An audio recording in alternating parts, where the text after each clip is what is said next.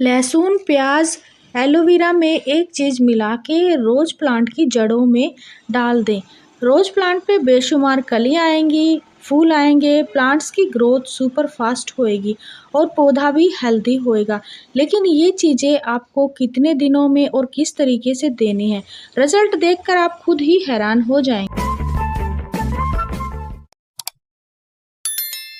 नमस्ते फ्रेंड्स, कैसे हो आप सब? आई होप आप अच्छे होंगे, मैं भी ठीक हूँ। देखिए फ्रेंड्स, अगर आपका रोज़ प्लांट कलियाँ नहीं बना रहा है, फूल नहीं बना रहा है, अच्छे से ग्रोथ भी नहीं कर रहा है, तो उसके कई कारण हो सकते हैं।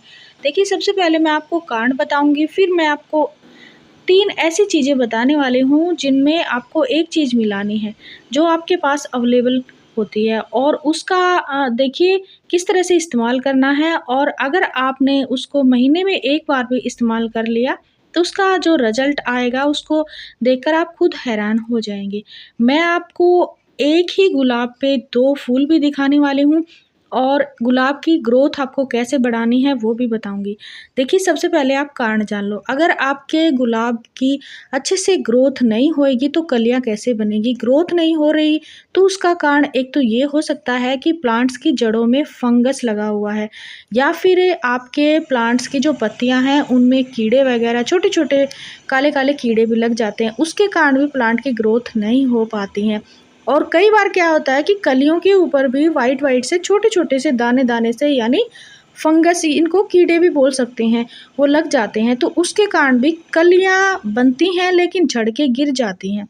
तो मैं आपको ऐसी चीज़ें बताने वाली हूँ। और जो तीसरा कारण है वो है मिट्टी का। देखिए फ्रेंड्स, कई बार हम मिट्टी को बिल्कुल सूखा रख लेते हैं और उसकी वजह से हमारे प्लांट में मॉइस्चर नहीं बना रहता है।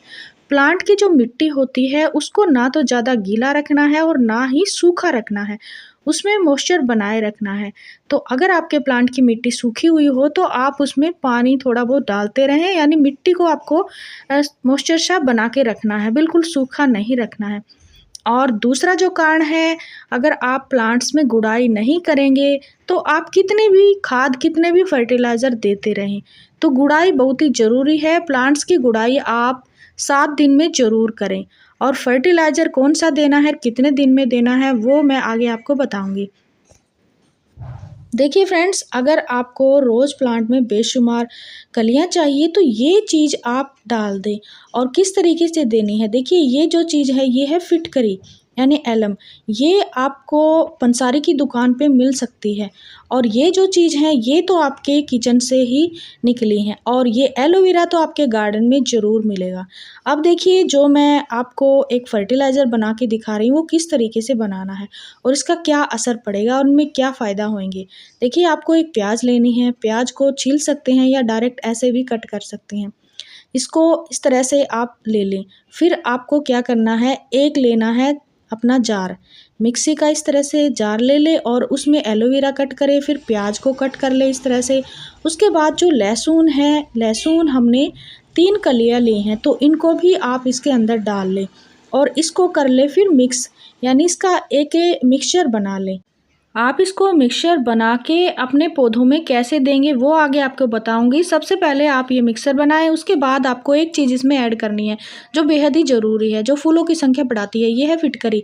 देखिए, फिटकरी का छोटा सा टुकड़ा मैंने लिया है, ये आपको पंसारी की दुकान पे बिल्कुल ही सस्ते रेट में मिल जाता है, और इसको भी मैंने मिक्स कर लिया। अब देखिए, ये जो हमारा लिक्विड बना है इसको मैं ले आई हूँ टेरेस पे, तो हम इसको अपने गुलाब यानी रोज़ प्लांट में किस तरह से देना है वो अब आप सही से देख ले। देखिए फ्रेंड्स, आपको क्या करना है, ये मैंने इसमें थोड़ा-सा पानी ऐड कर दिया और इसको कर रही हूँ मैं मिक्स। अब आपको 2 या ढाई लीटर पानी लेना है बाल्टी के अंदर। देखिए, मैंने ये 2 लीटर पानी लिया है, इसके अंदर मैं थोड़ा-सा पानी और भी ऐड कर लूँगी।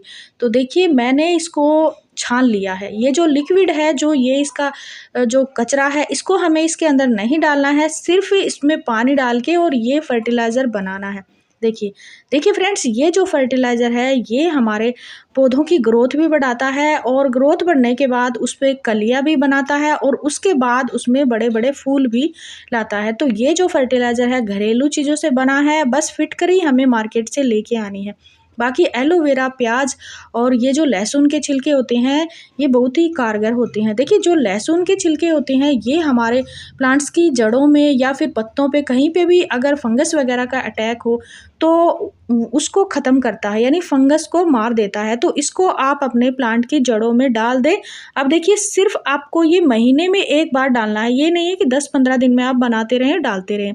इसका रिज़ल्ट आपको महीने में ही नज़र आएगा। देखिए अगर आपने इसको एक बार भी महीने में डाल दिया तो आपका प्लांट बेशुमार इस तरह से कलियों से, फूलों से भर जाएगा।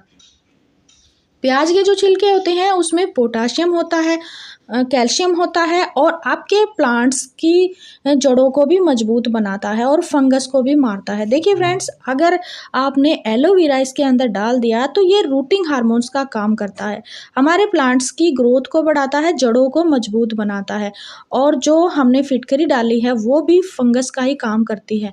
और मिट्टी का जो लेवल होता है, पीएच होता है, वो संतुलित बनाए रखता है, यानी उसको ठीक रखता है, ना बढ़ाता है ना कम करता है।